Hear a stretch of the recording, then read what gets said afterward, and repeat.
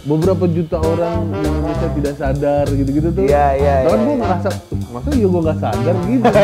Kayak kamu minum Viagra tapi nggak ada lawannya.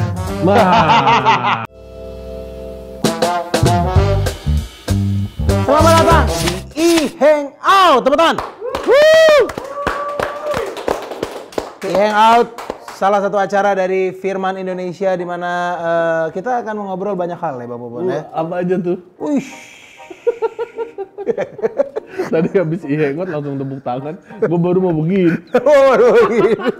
Nggak siap, Bang Bobon. Biasanya iya. Tapi E-Hangout kali ini adalah E-Hangout yang paling spesial dari semua E-Hangout yang pernah ada. Kenapa tuh? Karena kita akan ngomongin investasi. Spesial banget tuh investasi. Karena kan ini menyangkut kerja di kantor investasi. Ya satu.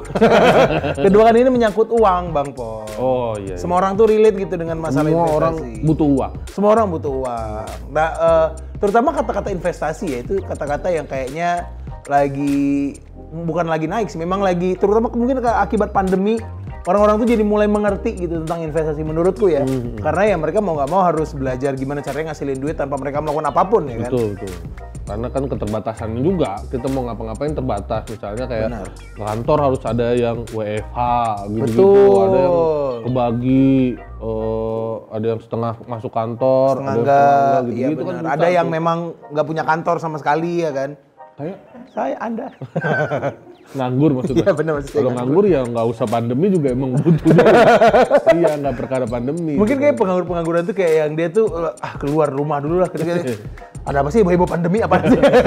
Ini juga nggak ngerasain gitu, tiba-tiba berubah gitu. Iya. Tapi kalau ngomongin tentang investasi, Bang Pon sendiri ngerti nggak sih investasi itu sebenarnya apa? Ya Allah, dulu nanya investasi ke gue. Ya enggak lah. Cuma maksudnya emang kalau yang investasi itu mikirnya adalah punya duit, gimana caranya nih duit bisa nambah ya kan gitu. Benar. Kita punya duit nih jangan sampai nih habis doang nih duit atau disimpan bahkan bisa berkurang karena inflasi misalnya cuma ditabung doang di bank kan nggak ada penambahan. Benar. Lama-lama tuh berkurang tuh karena inflasi tuh, ya kan. Ya. Kita gimana caranya duit harus nambah. Nah itulah investasi sebenarnya. Kalau Bang Bobon sendiri pernah nggak sih berinvestasi gitu? Kalau gue sendiri sih sebenarnya nggak pernah, cuma waktu itu sih pernah ikut yang zaman-zamannya binomo itu tuh. Iya. Waktu binomo awal-awal ada tuh yang orang rambutnya miring di Bali itu ya. Iya. Beberapa juta orang di Indonesia tidak sadar gitu-gitu tuh. Iya. Karena gue ngerasa, masa iya gue nggak sadar gitu.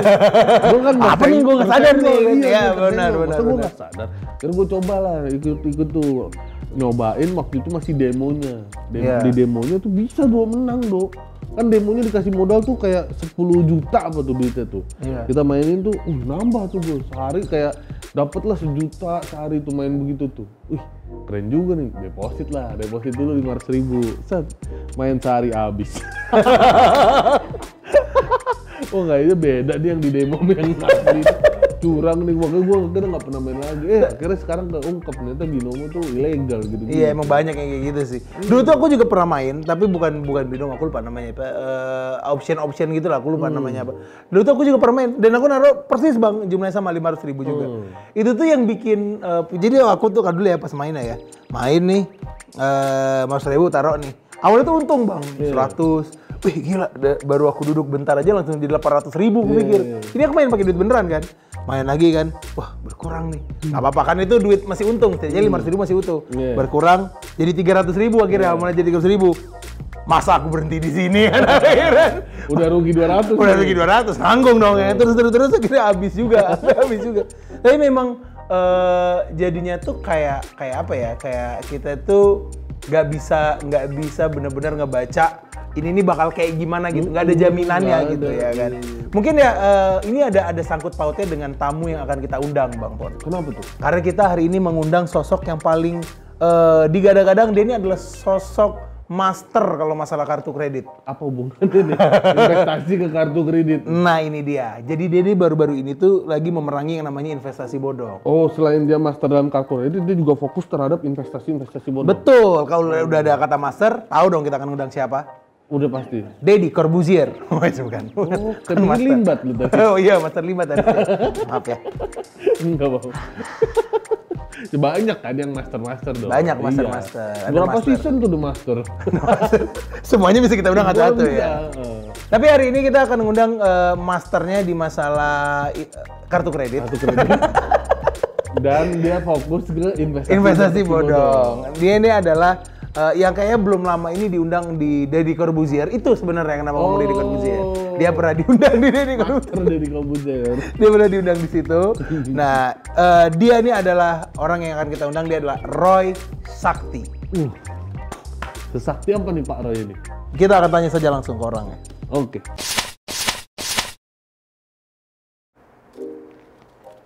Hai, gue Muhammad Ronaldo. Dan gue mau ngerekomendasiin mesin inovatif buat kalian para petani milenial. Mesin bajak mini Firman FTL 900H yang tangguh di ladang kering dan sawah dangkal. Cocok banget buat kalian yang punya ladang kecil. Ayo, beli di Firman Online Store karena bisa nego.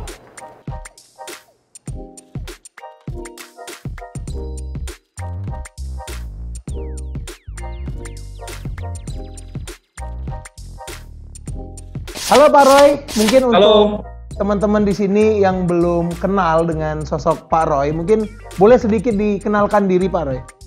Oke, halo teman-teman semuanya dari Firman Indonesia ya. Saya Roy Sakti. Saya dikenal sebagai pakar kartu kredit ya. Cuman akhir-akhir ini pekerjaannya agak melenceng, keluar dari jalur. Yaitu sekarang ini saya lebih concern tentang pemberantasan investasi bodong, terutama yang lagi ngetren saat ini ya. Robot-robot trading ini yang sudah makan korban ribuan masyarakat di Indonesia ini. Dan ini adalah salah satu misinya Pak Roy juga untuk mengedukasi masyarakat Indonesia juga ya Pak ya berarti ya? Ya begitulah. Itu baru Bang Pon punya dalam melakukan sesuatu itu kita terus punya niatan yang baik. Betul. Ya kan? Kalau dari Pak Roy sendiri Pak, berarti memang untuk masalah investasi bodong ini memang udah lama adanya, maksudku udah lama Pak Roy itu sadar akan ini atau memang baru-baru ini kelihatan banget karena kelihatan banget ini Pak Roy? Jadi gini, saya itu sebenarnya kan ngajar masalah kartu kredit, artinya permodalan nih. Jadi kan murid-murid saya kan banyak pengusaha-pengusaha yang baru, pengusaha muda yang baru. Nah, banyak dari murid-murid saya itu awalnya yang terjebaknya kan di investasi-investasi yang seperti ini, yang bodong-bodong ini. Karena kan mereka kan comparingnya kan simple aja, pakai kartu kredit sebulan bunga kena 2,5%, kemudian masuk di investasi ini duduk diam dapat duit 10%. Berarti untung dong 7,5%. Nah, akhirnya kan banyak yang terjebak seperti itu dan kemudian berakhir zonk. Nah, saya mengenal investasi-investasi bodong ini udah semenjak 11 tahun yang lalu. Jadi lama ya? Ya, 11 tahun yang lalu. Dan saya melihat, jadi setiap 2 tahun sekali itu akan ada gelombang tren investasi-investasi bodong. Walaupun produknya beda-beda, tapi alurnya itu sama. Nah, maka dari itulah ketika kemarin kasus robot trading ini kan orang melihat saya, wah ini Pak Roy Sakti kok kayak peramal ya, kok bisa meramalkan masa depan. Sebenarnya saya bukan meramalkan masa depan, saya cuma mengulang masa lalu aja. Ketika terjadi seperti ini, kemudian pasti seperti ini, kemudian seperti ini. Itu sampai sekarang itu template-nya sama, ibaratnya plot twist-nya itu sama. Pola udah kelihatan polanya ya berarti. Polanya sama. Cuma medianya yang beda-beda gitu ya Pak Roy ya? Yang beda-beda itu adalah produknya, kemudian kemajuan teknologinya. Kalau zaman dulu kan flexingnya di Facebook. Ya, Sekarang kalau sekarang udah mulai ke mana-mana ya, Instagram, Tapi Telegram, sama, ciri-cirinya sama, umpannya sama, mobil mewah, ya kan, Rumah besar, begitu ya. Rumah jarang lah. Coba dilihat aja. Rumah jarang, mereka pasti lebih fokus di mobil. Makanya ada istilah ya, ciri-ciri leader money game itu adalah harga mobilnya lebih mahal daripada harga rumahnya. Karena ya, mungkin itu kenapa ya? Mungkin apakah karena memang orang Karena itu memang pancingan. Karena kalau kamu flexing modal rumah kan mahal.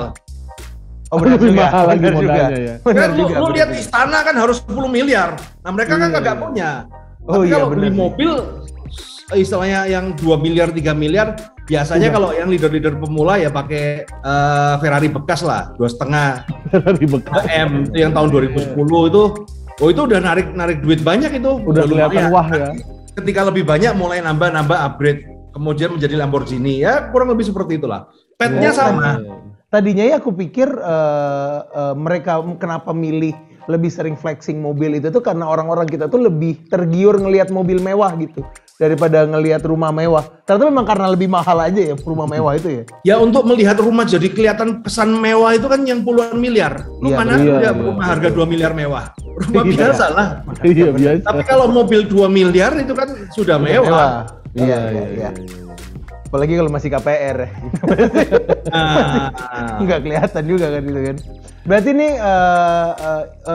investasi bodong di Indonesia nih yang kita tahu sekarang tuh udah mulai merebak. Nah kalau dari pandangannya Pak Roy sendiri Pak tuh kenapa sih bisa merebak di Indonesia itu tuh? Karena ya satu, ini momennya pas ya. Ini momennya pas banget. Jadi kan karena pandemi semua orang itu lagi diam di rumah, bingung, biasanya punya penghasilan, kemudian nggak punya penghasilan, kemudian datanglah malaikat pelindung, ya kan malaikat malaikat cuan ya, yang bisa menawarkan dengan duduk diam dapat duit, dan kemudian ditunjang oleh testimoni member-member yang lain, ya bisa dibilang ini perfect storm ya. Cuman yang memang kasus kali ini jauh lebih besar dibanding yang lain.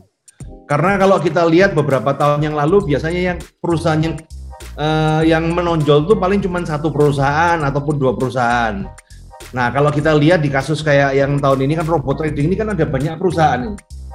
Udah banyak banget ya nama-namanya ya. Iya banyak banget. Menurut Pak Roy sendiri kan emang kejahatan keuangan ini bukan hal yang baru nih Pak Roy. Udah ada dari 11 tahun yang lalu gitu. Nah itu kenapa sih kok bisa tahun ini tuh bisa kayak banyak banget tiba-tiba banyak perusahaan kayak meledak gitu ya Bang gitu. Ya karena pandemi, momen yang tepat. Ya tadi ya orang-orang pada nggak tahu mau ngapain, pada diam aja di rumah, orang akan berpikir, mending aku kena tipu. Karena pasar kan seperti ini ya, kayak gue contoh nih ya.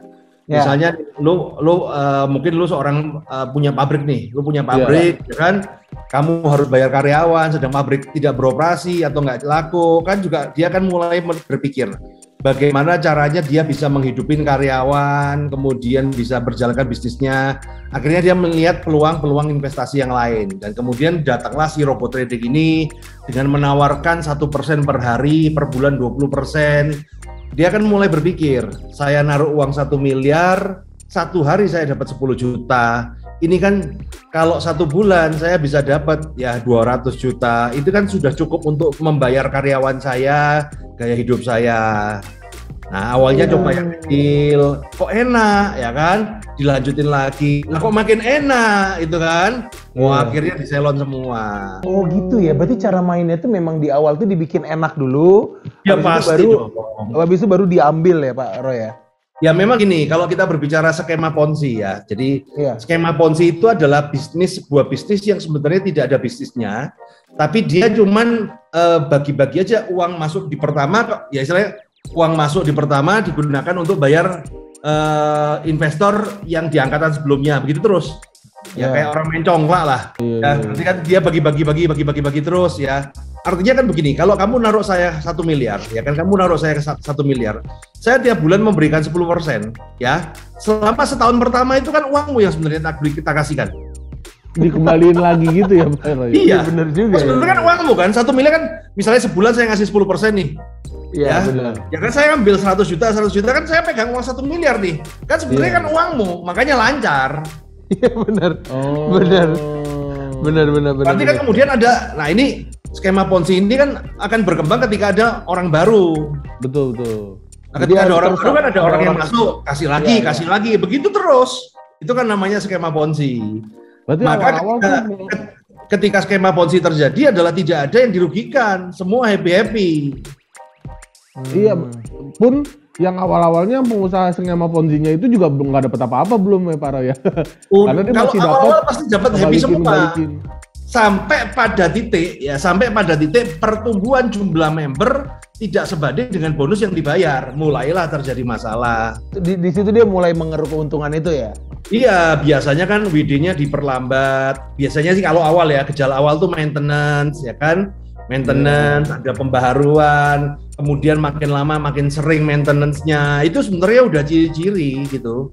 Dan itu yang terjadi di robot trading kan ya seperti itu. Tapi itu tadi aku tuh ya tapi benar deh. Itu sesuatu yang simple logis. Tapi itu kita jadinya baru sadar gitu. Ketika misalnya kayak kita nih ya, invest uang 1M, terus kayak minggu pertama kamu dapat untung 100 juta, kita kayak, wih dikasih 100 juta kayak, wih happy. Kan itu ya, duit kita tadi gitu, kita ngasih 1M 100 juta, happy lah. Ya mending kita ambil 1M kita tadi sih, ya benar. Kalau dari Pak Roy kan memang udah lama nih berkecimpung di dunia yang seperti ini ya Pak ya. Bisa nggak sih Pak di recall gitu investasi bodong selama 5 tahun ke belakang ini nih, apa aja yang masuk ke radarnya Pak Roy dan total kerugian yang timbul itu dikira-kira karena investasi bodong ini, dan siapa yang menimbulkan kerugian paling besar Pak? Jadi gini, kalau kita berbicara 5 tahun ya, berarti 5 tahun berarti 2017 itu kalau nggak salah zamannya Dream for Freedom, D4F. Ya, tahu kan? Memang tahu. Dream for Freedom itu Pak.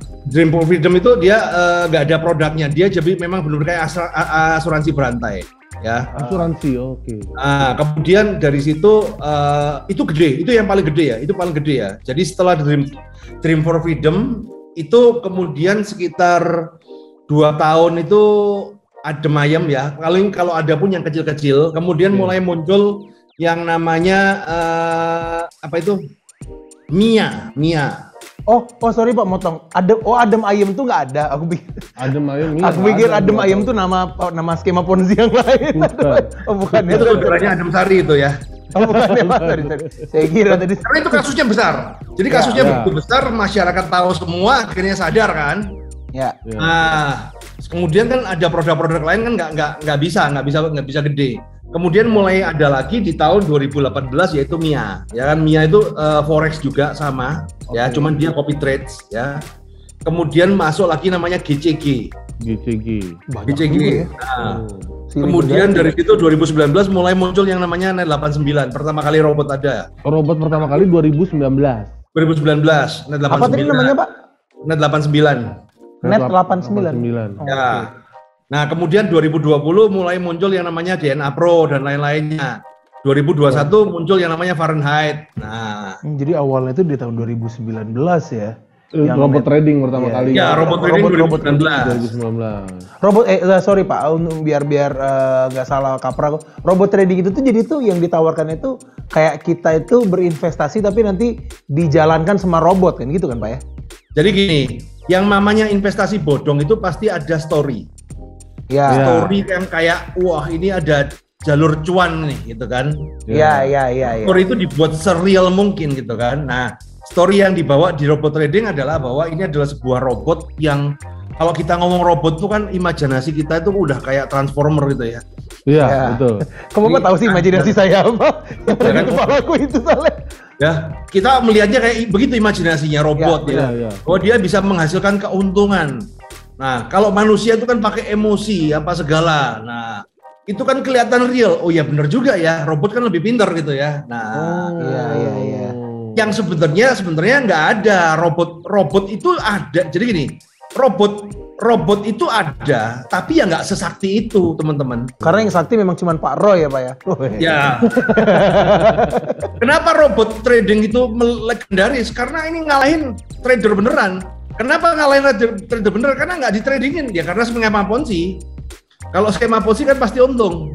Iya. Mereka itu melihatnya ada chart, Anda dapat account MetaTrader, Anda bisa lihat chartnya berapa. Itu semua ya tipu-tipu sebenarnya. Di setting sendiri. Oh berarti sebenarnya nggak ada ya, maksud gue tuh kayak software atau programming atau robot yang beneran bisa gitu melakukan bisa ada, tapi ya nggak sesakti itu. Nggak mungkin bisa keuntungannya sebesar itu ya Pak Roy ya. Ya. Pembuat robot yang paling canggih diakui dunia itu namanya Jim Simons ya. Dia itu cuman bisa memberikan return itu maksimal historisnya yang paling bagus itu 70% per tahun. Setahun, dan itu pun cuma dia bisa setahun itu aja cuma 70%, sisanya di bawah itu. Itu yang pencetus algoritma robot yang diakui dunia. Keren juga, tapi iya sih 70%. Nah, berarti kan kemudian kalau di Indonesia tiba-tiba ada robot yang 20% per bulan, berarti kan per tahunnya 240% kan ya itu sudah ngelebihin jauh ya. Udah nggak masuk akal tuh. Udah nggak masuk akal. Nah kalau dari tadi tuh yang kita tanya di 5 tahun ke belakang tuh kira-kira kerugian tuh bisa sampai berapa tuh Pak Roy totalnya? Kalau yang saya tahu data dari SBI ya, itu ditarik 10 tahun, tapi belum dihitung yang sekarang ya. Itu 117 triliun. 117 triliun. 17 triliun.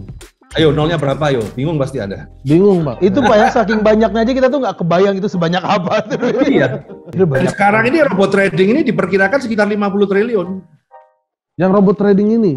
Iya, berarti 10 tahun itu untuk mencapai 50% itu sekarang cuma butuh 1 tahun. Betul, karena mulainya kan dari 2019-2020 itu ya Pak Roy ya? Iya. Oh berarti bisa dibilang malah skemanya ini justru semakin kuat ya, semakin kesini ya Pak ya? Bukan semakin kuat ya, jadi bisa dibilang kan daya ungkitnya itu kan luar biasa. Karena kan sekarang ada sosial media, semua orang bisa bersuara. Oh betul, daya Iya menyebaran Masyarakat ya, makin membingungkan. Jadi gini, investasi bodong ini selalu ada diehardnya, jadi ada pendukungnya itu selalu ada. Jadi yang membuat masyarakat membingungkan adalah ketika dia lihat review Google, yang dilihat adalah review dari pelaku.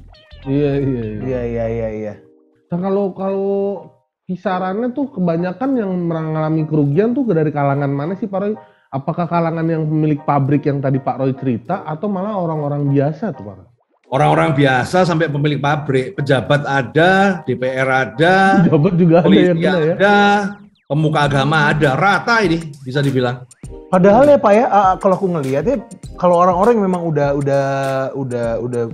ekonominya udah bagus gitu, kan harusnya kan secara pendidikannya juga udah lebih ngerti gitu tentang keuangan, itu pun ternyata bisa kena juga ya.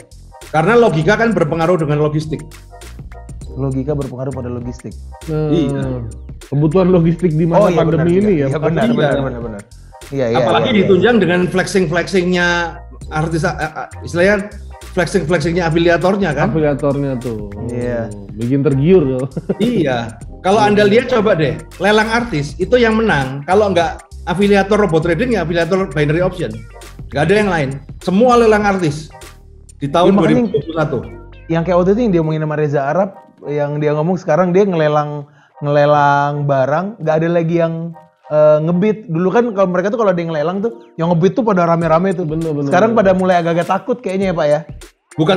Bukan takut ya, udah kebongkar buat apa? Mereka ngebit kan sebenarnya tujuannya cari nama kan? Iya benar. Iya. Jadi udah percuma lagi mereka ngebit kayak gitu. Dan yang kasihan adalah yang kadang-kadang itu kan settingan. Jadi kadang-kadang itu settingan ya, kadang-kadang settingan nih ya. Jadi angka yang dilihatkan itu kadang-kadang bukan angka seperti itu, mungkin disepakatin. Ada permainan di awal, ngebit ini ya, tapi nanti dibayarkan berapa? Cuman 10%, 20% mungkin seperti itu. Oh ada juga ya. Kayak gitu ya Pak. Ya.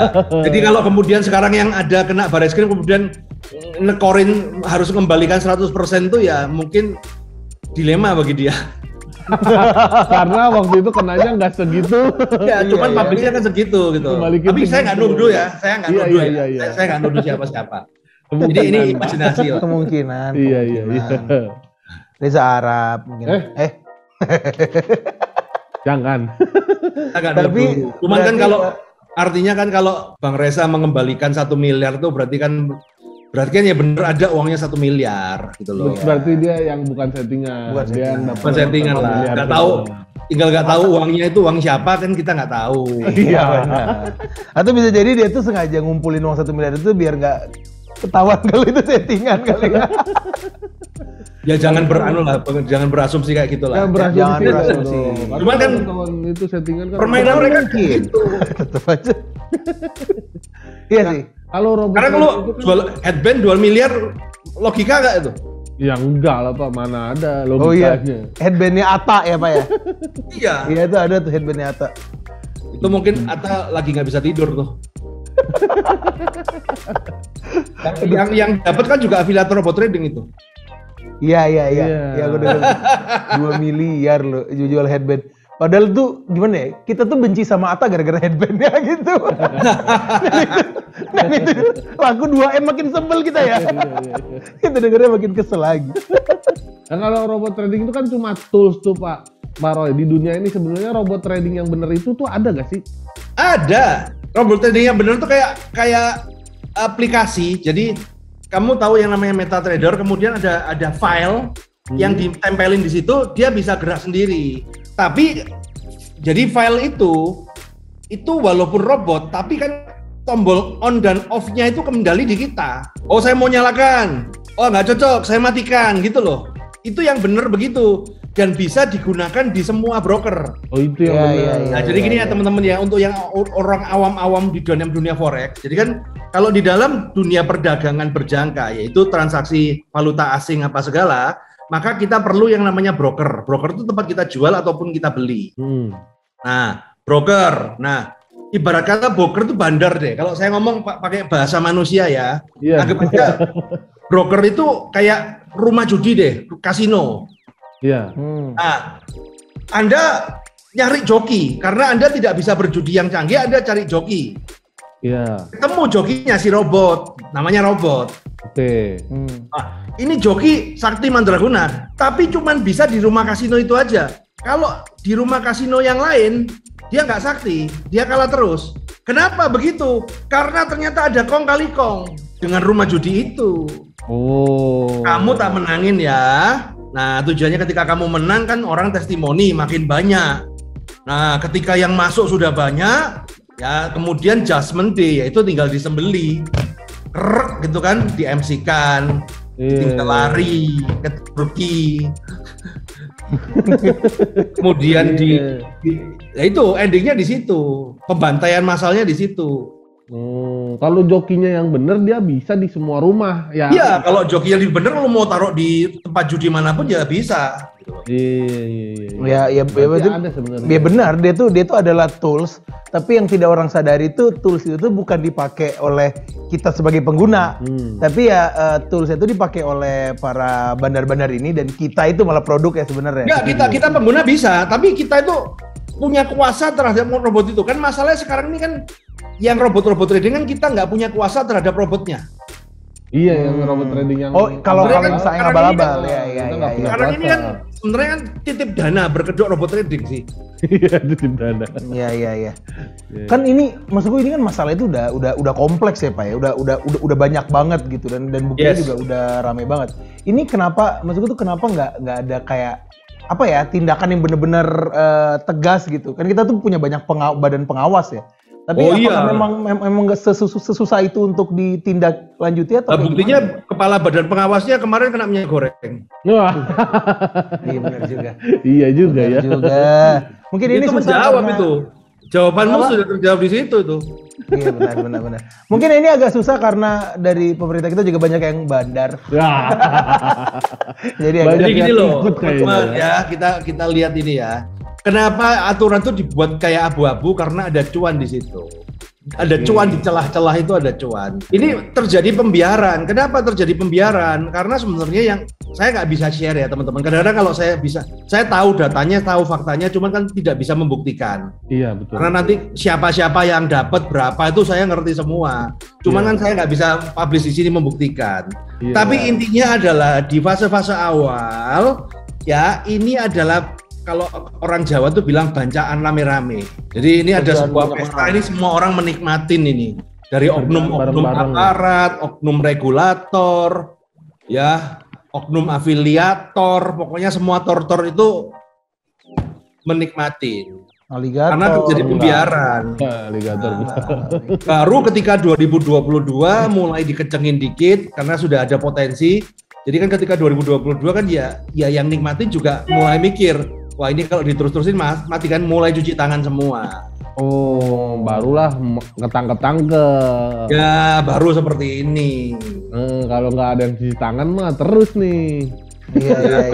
Ini mungkin fenomena yang tiba-tiba ketangkap ini ada bentuk masing-masing dari hulu hilir ini mulai satu-satu cuci tangan kali ya. Iya, backingnya udah mulai lepas satu persatu. Sebagai masyarakat nih melihat longgarnya peraturan ini nih kita itu kalau misalnya ada yang baru-baru lagi tuh kita gimana tuh? Harusnya gini loh, kita nggak bisa mengharapkan pemerintah untuk melindungi kita. Oke. Ya, kita nggak bisa mengharapkan aparat ataupun regulator melindungi kita. Siapa yang bisa melindungi kita? Ya diri kita sendiri lah. Kalau kita masih tertipu ya jangan disalahkan orang lain, disalahkan diri sendiri. Kenapa kok Anda masih serakah gitu loh?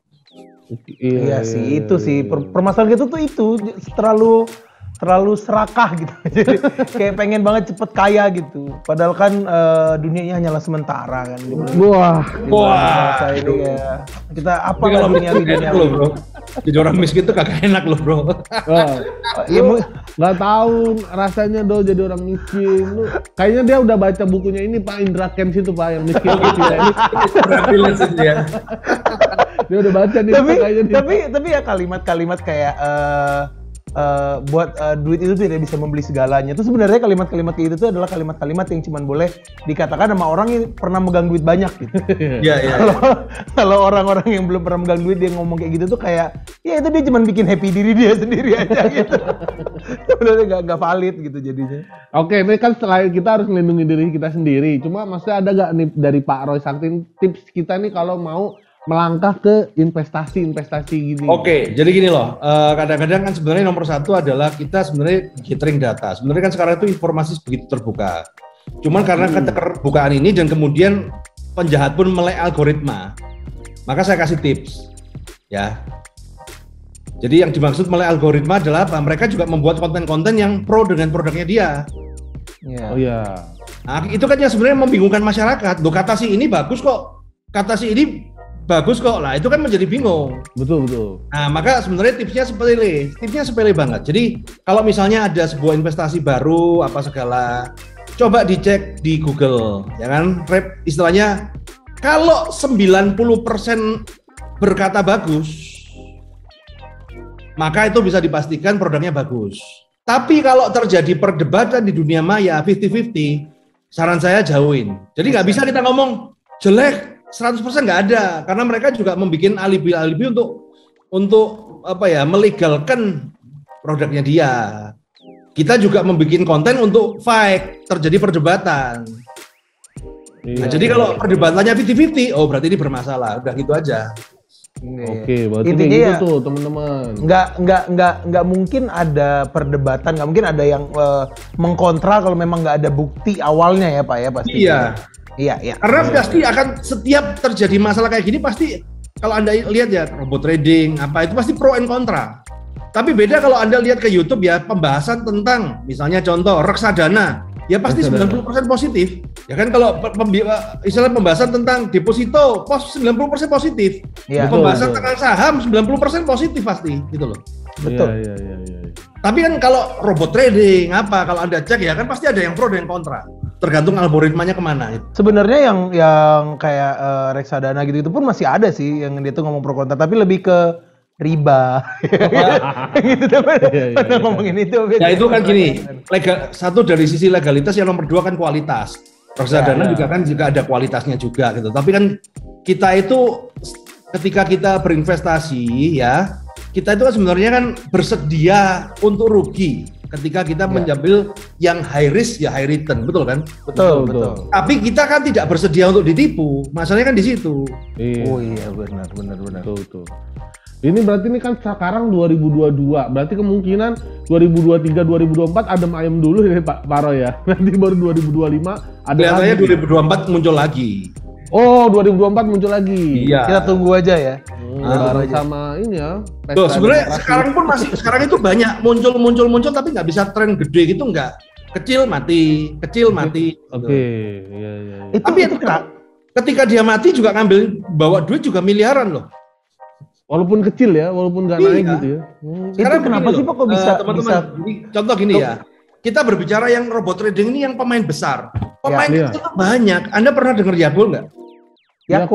Yagul. Enggak. Enggak pernah Pak. Itu ada itu ya. Itu aplikasi. Biasanya aplikasi tebak skor bola, menang kalah dibayar. Oh di mana itu Pak? Ada APK gitu ada. Dan banyak nanti Anda akan ketemu aplikasi-aplikasi baru. Intinya ya duduk diam dapat duit, tinggal kamu store duit. Nah kalau sudah kayak begitu sudah bermasalah sudah. Iya benar. Tapi aku tadi satu pertanyaan yang lupa aku tanyain Pak. Kenapa bisa kebentuk pola itu Pak? Kenapa 2 tahun sekali pasti ada gitu yang kayak gitu? Karena bangsa Indonesia itu pemaaf dan pelupa. Oh, bener Jaraknya juga. 2 tahun buat lupa tuh ya Pak Roy ya. Iya. Bener. Kalau langsung kan ditipu kan dia malu dia. Baru ketipu lagi masa malu walaupun Benar. Iya. Jadi orang Indonesia ini, ternyata tahun ini nih, tahun 2022 kita ketipu nih kan. Ada Iya, banyak yang korban udah ketahuan. Wah kurang aja nih 2023. Iya. Wah parah. 2024 apaan ya? Iya. Langsung balik lagi. Berarti kita kalau mau minjem duit ke teman per 2 tahun sekali bisa tuh kayak. boleh. Karena udah lupa ya. Minjem duit, ntar 2 tahun lagi minjem lagi. Gak usah bayar. Dia pas diminta nama Bang Bobo tuh kayak, kok kayak dejavu ya? Kayak pernah. Ajarin, mau nggak gua ajarin? Pinjam duit 1 miliar ke temen, tapi nggak ditagih. Gimana tuh? Gimana tuh Pak? Ini Pak, ini yang kita butuhkan Pak. Gimana tuh Pak? Hah? Boleh. Jadi pinjam duit 1000-an, tapi temennya cari 1 juta orang. Ribet ya Pak ya. 1.000 ke 1 juta orang ya. Kita masalahnya nyari temen 3 aja susah banget ya masalah buat ngajak nongkrong gitu. Tapi ya kalau kita dapat pinjaman 1M ya mungkin salah satu ciri-ciri kita dapat 1M ini adalah kalau kita udah nggak nge-host lagi nih. Udah dapat nih Aldo nih berarti temen 1 juta orang. Nah ini kita ada pertanyaan tambahan nih Pak Roy soal yang kemarin rame-rame. Kemarin Yes. tuh Pak Roy kan sempat ada rame-rame mau ada tanding boxing tuh ya. Ya, Itu sebenarnya lawannya siapa dan awal mulanya gimana sih Pak Roy? itu lawannya kan leader money game, robot trading juga. Saya itu kan memang kalau sekarang itu kan di sosial media itu kan memang toksik ya. Iya. Toksik lawan penjahat gitu loh. Ya. Iya. Toksik lawan penjahat. Nah, cuman kemudian waktu itu ada yang nantang tiba-tiba di timeline saya ada yang nantang. Ya memang fotonya saya pakai kan buat kita kan satir-satir aja gitu kan. Iya. Tahu aja lah ya. Ada yang nantang. Oh ya gue tanggepin dong. Kan gue tanggepin, udah gue cariin panggung, gue cariin sponsor. Ya, udah gue siapin. Sampai live nggak datang ternyata. Oh yang di YouTube-nya Pak Roy itu ya Pak ya? Iya, Oh dia nggak jadi datang kita kira Pak? nggak jadi datang. Tapi aku ngeliat Pak Roy kayaknya udah siap pakai sarung tinju gitu-gitu ya? Iya, gue tahu nggak datang. Kemudian gue cari pemain pengganti lah, buat hiburan buat teman-teman lah. Nah, pemain penggantinya itu ternyata atlet profesional juga. Oh. Jadi berantemnya beneran itu, gitu kan? Gue pulang besok tuh, wah babak belur beneran gue tuh, sampai berdarah itu. Atlet profesional, gue cari, kan gue ngomong ke sponsor, lu cariin buat hiburan deh gitu kan, ya kan? Iya. Nggak ada, adanya ini. Ya udah. Oh, ternyata atlet pernah tanding di One Pride. Wah, pantesan. Contohnya keras banget itu kan. Jadi nggak enak di Pak Roy itu ya. Nah, nggak apa-apa lah. Akhirnya kan beginilah, hiburan lah. Saya ngomong kan menang tanpa bertanding kan nggak enak. Walaupun enak ya, tapi kan dia netizen itu kan butuh darah gitu kan. Bener. Tapi itu ironis ya, maksudku Pak Roy memutuskan untuk nyari pemain pengganti. Dan ternyata pemain penggantinya tuh malah kepilih yang jago banget gitu. Padahal kan di ruangan itu pasti banyak kayak kameramen gitu. Pasangin aja dia Pak sarung tinju. Bener. Wah udah nih. Yang penting gua kalau menang nggak mungkin lah udah atlet sama profesional. Satu atlet profesional, yang kedua umurnya masih 25 bos. Waduh, susah. Gua 40 ya kan, udah kalah ini kan. Om lawan mas-mas kan udah kalah ini kan. Mau melawan mas-mas lucu banget. Gua mikirnya pokoknya gimana caranya nggak jatuh lah gitu. Oke Pak Roy, pertanyaan berikutnya ya Pak. Pak Roy ini kan juga dikenal sebagai seorang master kartu kredit dan udah lama banget, ini kayaknya udah lebih lama lagi berkecimpung di dunia kartu kredit Pak Roy. Sebetulnya kartu kredit itu tuh untuk apa sih Pak? Maksudnya bukannya itu tuh kartu kredit itu adalah sesuatu yang sifatnya dipakai untuk hal-hal yang konsumtif ya Pak ya? Ya, buat apa konsumtifnya? Buat mijet. Buat beli-beli barang misalnya, barang. jadi ada utang gitu-gitu. Yang dikasih ke terapis. Buat daftar OnlyFans. Nah, Wah, kayak kita bukan Marcel Pak. Kita bukan, bukan Pak. ya. Nggak semua stand up Ya, komedian. semua stand up comedian, cuma yang inisialnya M. Iya. Nah, jadi gini. Muhammad Saleh. Emang dua-duanya juga ternyata. Jadi saya sebenarnya menggunakan saya itu ngajarin orang. Jadi saya itu ngajarin orang menggunakan kartu kredit tapi untuk yang produktif, yaitu untuk modal bisnis. Karena memang selama ini penggunaan kartu kredit itu konsumtif, tapi kan dengan sedikit modifikasi, ternyata kartu kredit itu sangat bagus sekali untuk permodalan buat teman-teman pengusaha yang mau menjalankan usahanya. Kayak gimana tuh Pak maksudnya tuh bisa jadi buat modal tuh kartu? Jadi gini, contoh, saya itu kan bisa ngajarin orang punya kartu kredit itu limitnya sampai ratusan juta bahkan miliar. Kartu kredit saya total sekitar berapa ya? 2 miliar kartu kredit saya. Dan itu kan permodalan yang saya dapatkan tanpa jaminan. saya nggak perlu pakai sertifikat rumah ataupun BPKB mobil untuk mendapatkan itu. Nah ini untuk pemula-pemula yang nggak punya jaminan ya. Nah untuk memulai bisnis kan butuh modal awal nih. Yang penting Anda punya skillnya. Nah salah satunya dari kartu kredit. Nah nanti kan anggap aja kartu kredit sebagai pemodal investor. Nah kemudian nanti kan kita belajar bagaimana cara ngatur cash flow pembayarannya supaya cocok dengan kondisi bisnis kita. Seperti itu sih. Berarti tetap harus ada bisnis yang dibiayain sama kartu kredit. Iya. Jadi kan kalau kartu kredit itu kan permodalan aja, tapi bisnisnya kembali ke bisnis masing-masing. Iya, ngerti. Tapi kenapa nggak langsung kayak minjem di bank gitu aja, bahkan pun juga bukannya bisa ya? Anda minjem di bank 200 juta pakai jaminan, nggak pakai jaminan bisa nggak? Nggak pakai jaminan bisa nggak? Nggak bisa. Harus ada jaminannya. Iya benar. Tapi kalau kartu kredit bisa. Nggak pakai jaminan bisa. Enak juga ya. Ini kok baru Pak Roy yang nemuin cara ini di Indonesia ya?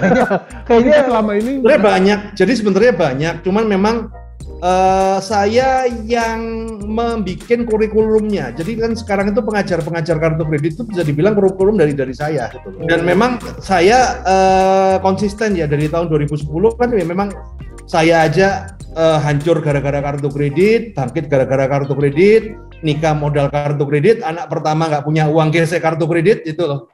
Ya. Jadi semua itu jadi benar-benar saya hidup dari kartu kredit. Mungkin kalau yang terakhir-terakhir ini udah enggak, karena kan udah katanya orang sukses katanya loh ya. Tapi ya sih, tapi menarik juga sih karena dari kita dengernya kartu kredit itu tuh bisa bermanfaat buat kita tuh aja kayak bukan itu tuh buat belanja segala macam ya. Tapi ternyata benar juga ya kenapa nggak kita pakai uang di kartu kredit itu untuk kita putar lagi ya Pak ya. Ya, tapi kan perlu ilmu di situ. Karena nggak cuma sekedar ada peluang kasih, itu jadi masalah itu pasti. Betul. Tadi baru saya mikir gitu kan, Pak. Murid saya kan kadang-kadang tersesatnya kan di investasi bodong. Karena mikirnya kan so simple. Wah ini ada investasi yang sebulan bisa 10%. Kartu kredit cuma 2,5%. Untung 7,5%. Masuklah di situ. Nggak pakai nggak pakai risk management, nggak pakai technical, langsung masuk kemudian zong macet. Nah kalau cara naikin limit bertahap itu gimana sih itu Pak Roy? Cara buat naikin kartu kredit limit? Kalau naikin limit kartu kredit tinggal telepon di CS aja per 6 bulan sekali, minta naik limit. Per 6 bulan sekali? Per 6 bulan sekali. Nah nanti kan dilihat dari CS-nya, kalau pemakaian lu bagus menurut versi CS ya dia akan naik, kalau enggak ya tunggu 6 bulan lagi gitu aja. Yang penting jangan sampai telat bayar deh gitu aja. Karena kalau bisa nggak sih kita tuh Pak pengen naik limitnya tuh langsung 1M gitu Pak? Ya nggak bisa lah. Nggak bisa ya? Masa nggak bisa Pak? Kali kamu malah nawar. Kali kamu pacarin anaknya Dirut ya mungkin bisa. Dirut Bang ya baru bisa ya. Berat juga ya, tapi ya susah. Tapi Pak kalau misalnya kita nih Pak, mungkin aku atau mungkin Bang Popon kepikiran pengen belajar kartu kredit lebih dalam ke Pak Roy gitu. Gimana sih caranya Pak? Bisa, gue ada kelasnya kan. Ada namanya kelas Credit Card Revolution. Atau mungkin Anda bisa baca buku. Saya kan punya buku CCR for Newbie. Bisa mulai dari situ lah, ya. Cuman kalau udah lo ikut kelas, saya kan punya pendidikan kelasnya itu kan memang itu saya gunakan untuk ngajarin para pengusaha-pengusaha memanfaatkan kartu kredit untuk modal bisnis. Kelasnya di mana tuh kita bisa daftar tuh Pak Roy? Sabtu ini di Jakarta ada. Sabtu ini di Jakarta. Oh berarti itu nggak reguler Pak ya? Apa emang ada waktu-waktu? Biasanya tiap bulan sekali. Oh sebulan sekali. Kan ada yang offline. Ya mungkin kalau teman-teman mau ngelihat info lebih lanjutnya mungkin akan ada di langsung di Instagramnya Pak Roy aja di Instagram gua pasti ada. Ya sama Pak Roy. Oke. Tapi sebelum itu mungkin kita ini dulu kali ya Pak, cari pekerjaan tetap dulu kali ya Pak. Cari pekerjaan tetap dulu karena kalau nggak ada kerjaannya lu belajar utang itu kayak kamu minum Viagra tapi nggak ada lawannya. Bener. Udah berdiri tapi nganggur kayak. Buat apa ya saya berdiri ya? Iya. Oke, akhirnya knalpot disasar. Kenapa? Knalpot yang jadi korban. Jadi knalpot atau biawak Pak. Sekarang lagi biawak ya. Biawak. Referensinya dari mana Bang? Tahu berita ada orang. Oh berita. Biawak ditangkap. Aneh-aneh aja. Ya udah Pak Roy, thank you ya Pak Roy sudah menyempatkan waktu untuk ngobrol-ngobrol bareng sama kita. Terima kasih. Ya semoga ya kita mungkin punya satu misi yang sama. Semoga teman-teman di Indonesia tuh benar-benar bahasa itu melek secara finansial ya Pak ya, supaya nggak lagi tertipu dengan yang macam-macam skema Ponzi atau investasi bodong lain-lain ke depan. Betul. Karena pasti banyak banget yang bakalan baru-baru ini akan hadir ya. Betul, dan buat teman-teman semua ingat 2 tahun lagi jangan ketipu lagi. Ya. Nonton video ini nih, kita Ini nih, bareng-bareng. dua tahun lagi 2 nih ya, tahun lagi nonton bakalan ini. ada nih. Percaya sama kita, potong kuping kita. Pak Roy udah neliti dari 2011. Pasti akan ada 2 tahun lagi nih. Atau jangan ketipu sama investasi bodong dan jangan ketipu sama presiden yang salah. Terima kasih Pak Roy sudah hadir. Semoga terus berjaya cara mengedukasinya supaya benar-benar niatannya tercapai gitu. Betul. Supaya kita semua bisa selamat dari segala macam investasi bodong. Amin. Sekali lagi terima kasih dan semoga kita lain waktu ketemu lagi di kesempatan yang lebih baik lagi ya Pak Roy ya. Oke, thank you. Thank you Pak Roy. Masih zaman nyangkul. Nih, gua mau rekomendasiin mesin bajak mini buat kalian mengolah lahan. Cukup sejam, kalian udah bisa ngebajak 2000 meter persegi. Bisa di ladang kering, sawah dangkal. Buruan beli di Firman Online Store. Bisa dinego.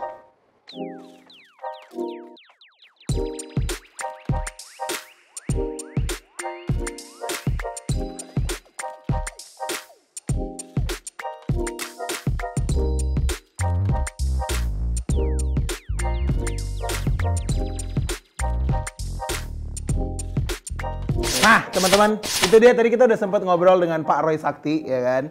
Kita ngobrolin tentang investasi bodong banyak banget tadi, ya kan? Bener. Intinya ya balik lagi ke kita. Gimana caranya kita itu tuh bisa jadi orang, bukan orang nih, bisa jadi sebuah bangsa yang lebih...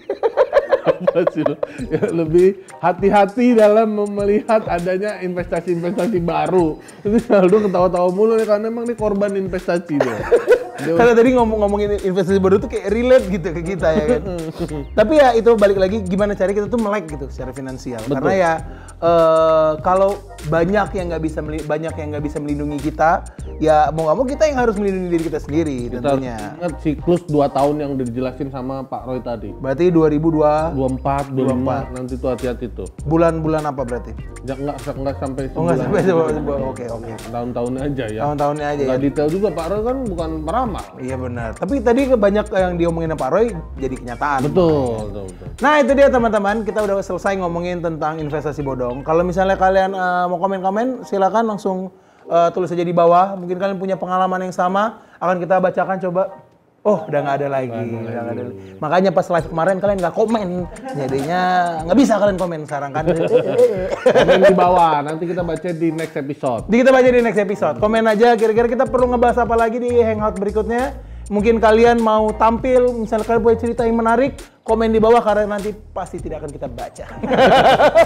Terima kasih kalau gitu, saya Muhammad Ronaldo. Saya Papan Kelok. Sampai jumpa di hangout berikutnya. Hangout. Hangout.